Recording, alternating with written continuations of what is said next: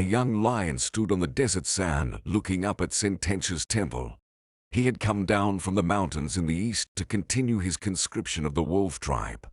He knew the mountain wolves were loyal to him, and that he could subjugate the wolves of the eastern foothills.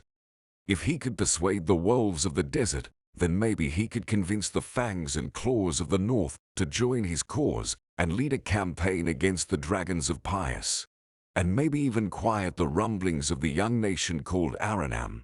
It was with these goals in mind that he sent a messenger from the mountain to seek out the head of the Desert Wolf clan and call for a meeting in secret. Xion scanned the darkness and the horizon behind him, making sure he was alone before approaching the red-haired lion already standing in human form. "Xion, I presume, or have the wolves insulted me with a messenger?" The young lion growled as he looked at the mutt before him, unimpressed by his size and overall demeanor. "I am Xion, former alpha of the Desert Wolves, and you must be Roy, the self-proclaimed king of the East Mountains." Xion could see Roy's hubris flicker in his eyes as he changed cautiously from a wolf into his human form. The young king was not very good at hiding his rather large ego. "Xion of the desert, I have come to offer you a place in a much larger kingdom, and in a much higher court, with a true king. The dragons have grown soft from this prolonged peace. With the addition of your clan, we can band together with the fangs and claws of the north and finish the war of our ancestors. A much larger kingdom indeed. But a king need not meet under cover of darkness to discuss his dealings with his neighbors." Xion replied, having received word of the lion's ambitions from his cousins in the mountains. Roy claimed everything from the foothills of the east to the place where the red clay mountain turns to gray stone. And if he had his way, he would march on Pius tomorrow and banish the apex of scales from the east. "I am only here for this discussion at the request of your mountain kin, as a reward for their loyalty." Roy growled back, puffing out his chest. "If I saw fit, the lion tribe alone could descend from the mountains and ravage this wasteland. Do not underestimate the desert clans." Xion replied, feeling insulted by Roy's arrogance. "Thank you for your offer, but the desert wolves already pledged their allegiance to a king." Roy roared a scoff at Xion's reply. "The Fox King. No wolf of the mountain would ever bend his knee to a lesser. We bow to no one. We live as equals." Xion replied, "And I feel like that is more than I may expect from your kind." Xion balked back, now feeling the tension in the air, he returning to his wolf form to take his leave. "Don't you dare turn your back on me." Roy changed to a lion and pounced. He was caught by a wave of sand that crashed hard into his face and chest as he pounced, and Xion turned to defend himself only to find Xion standing between the two beasts, sword drawn, waiting for Roy's response. Roy rolled over and turned to face Xion with a roar of anger. Well, you must be the fox I have heard so much about." Roy growled as he shook the sand from his mane. "Give me one reason why I should not kill you." Xion growled as he stared down the lion over thrice his size. "Give me a reason to let you live." Roy roared as he lunged at Xion. A column of sand shot up and grabbed Roy, first knocking him off his feet, then pulled him down into the sand so hard that it took his breath away. He changed into his human form in an effort to loosen the sand's grip on him, but the sand collapsed in around him as he made the change and swallowed him until only his face was above the desert sand. Xion walked over to Roy and watched the fear grow in the mighty lion's eyes as grains of sand began to roll down his face into his eyes and began to cover his lips. Then Xion stood towering above Roy and rested the tip of his blade on the proud lion's nose. "If you ever set foot on this sand again, I will be sure to make it your tomb and the tomb of any who dare follow. Is that understood?" The sand began to recede now, and Xion sheathed his sword. Roy was bewildered as he hurried to pull himself free. "You are letting me go," he growled with a mix of anger and shame. "It is called mercy.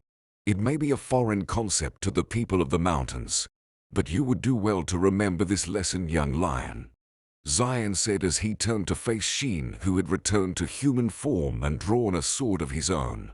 Xion nodded to him with a warm smile, and she nodded in return.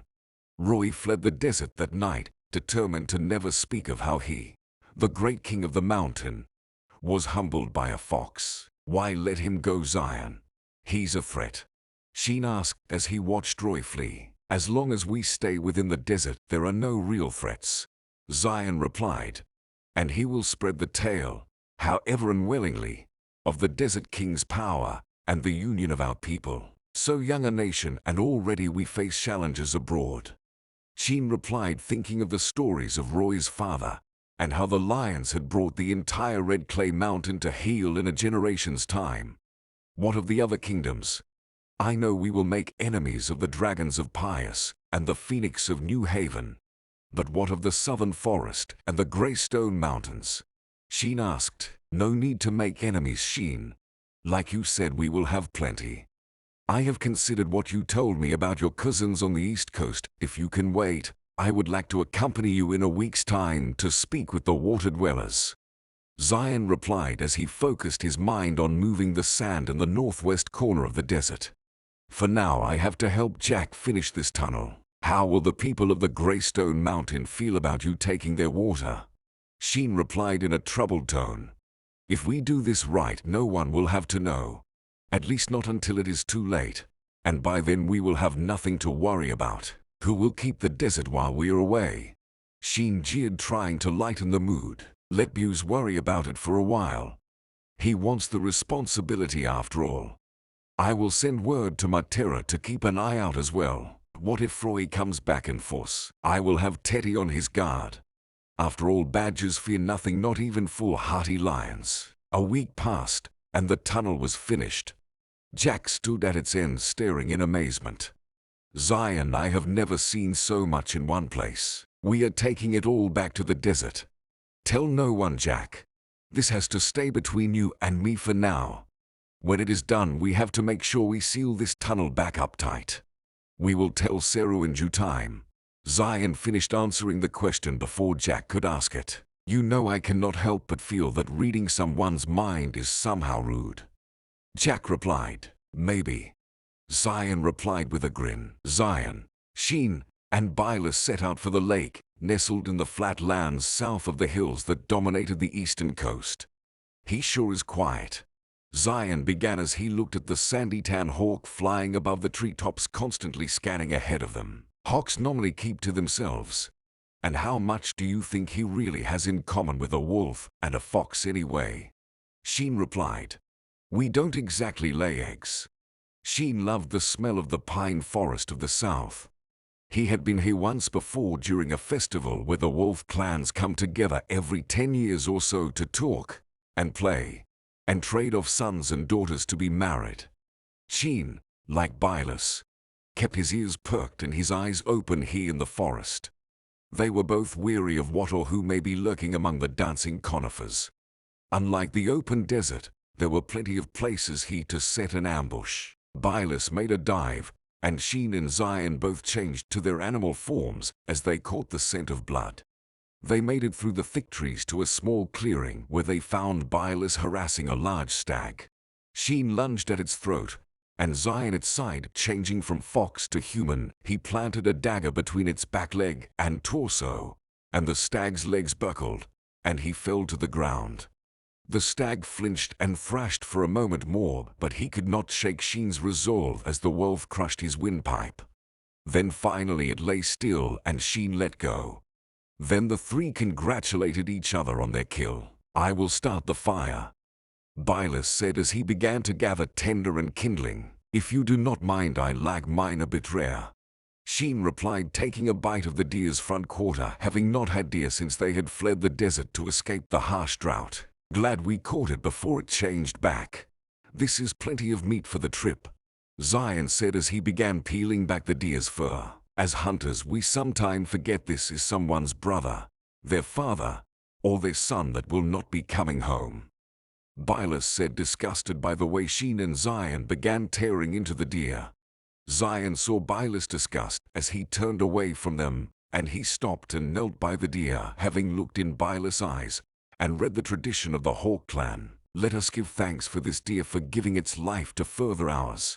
There was a moment of silence for the deer, as Xion stopped mid-chew and bowed his head while Byleth set the fire, now admiring Xion's respect for his clan's traditions. "So Xion, have you ever been to the forest?" Xion asked while chewing on a piece of meat. "I cannot say that I have. My father hailed from the Greystone Mountains and my mother from the east, so I have never had a reason to come this far south." "What about you, Byleth?" Xion asked after a big gulp. "Before the buzzards took the cliffside, the desert and forest hawks swapped hunting grounds regularly. But have you ever been here for fun?" Xion replied, taking another bite from his deer. "Hawks are not big on fun." Byleth replied, "Well then, we are going to make a special trip to a place called the South Den," Xion declared with a smile and a swig from a small flask of ale. "Why?" Byleth demanded. "Going further south is out of our way, and the longer we stay in this forest, the longer Xion is in danger. Lighten up, would you? Think of it as a team-building exercise," Xion barked. "If you have never really been to the forest, you cannot come through without visiting the South Den," he said matter-of-factly to the reluctant bird. "Lord Xion." Byleth looked at him with pleading eyes. He took his pledge to protect Xion very seriously. Xion looked into Xion's eyes and could not help but grin at the memories he saw there. "We will be fine, Byleth. Just for a night. Then we will continue on our journey in the morning, well rested."